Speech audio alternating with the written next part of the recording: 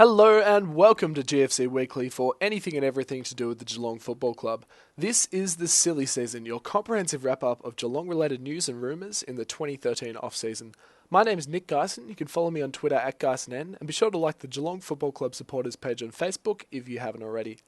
Now, there's been some massive trade rumours floated around in the last couple of days, and that's what I'm going to concentrate on tonight. First up, the Herald Sun reported on Friday that Travis Varcoe is now officially on the trade table. Varcoe was in brilliant form early on in the season, but after returning from soldier surgery, he never quite recaptured it. He averaged 12 touches for the season, never having more than 20 in any one game, and kicked just 8 goals for the year. Varcoe was contracted until the end of 2015, but that won't mean much if there's a mutual agreement between the club and the player that he should move on. It's not a get rid of him at any cost situation, however, if an opposition club was to offer a first round draft pick, the deal would likely get done. Varcoe hails from South Australia, so Adelaide or Port seem like likely destinations, even though Adelaide don't have any draft picks they could offer. Moving on, reports suggest that Geelong are now the front runner in the race to sign Taylor Adams, the highly rated and highly sought after GWS youngster. The Cats met with Adams on Wednesday, and although it has since been reported by SEN that GWS have knocked back a deal involving Travis Varcoe, it still looks likely that Adams could find his way to the Cats.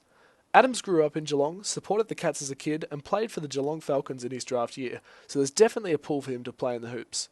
With Joel Corey set to announce his retirement in the coming days, Adams would be an ideal addition to our midfield. Last but certainly not least, Channel 7 tonight reported that Geelong, along with Hawthorn, now look to be the two most likely destinations for Collingwood's Heath Shaw.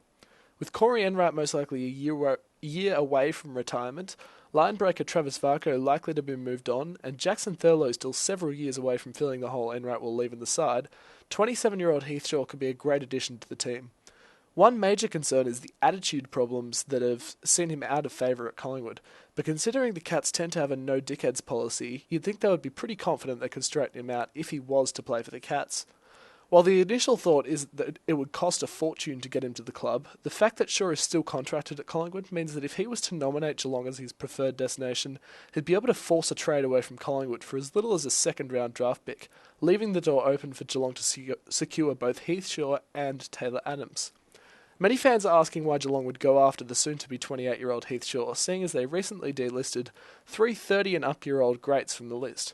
As I spoke about a couple of days ago, the 3 players that have been delisted were actually holding younger talent out of the side, whereas if Shaw was to come to the club, he would be bridging the gap after Enright leaves, whenever that might be, and in the more immediate future, adding some much-needed run through the midfield.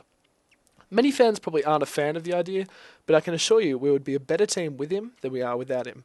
So that's just about all we have time for in this edition of the Silly Season. As I mentioned earlier, you can follow me on Twitter at GeisenN to get updates on these stories as the news breaks. I've been Nick Geisen. Until next time, go Cats.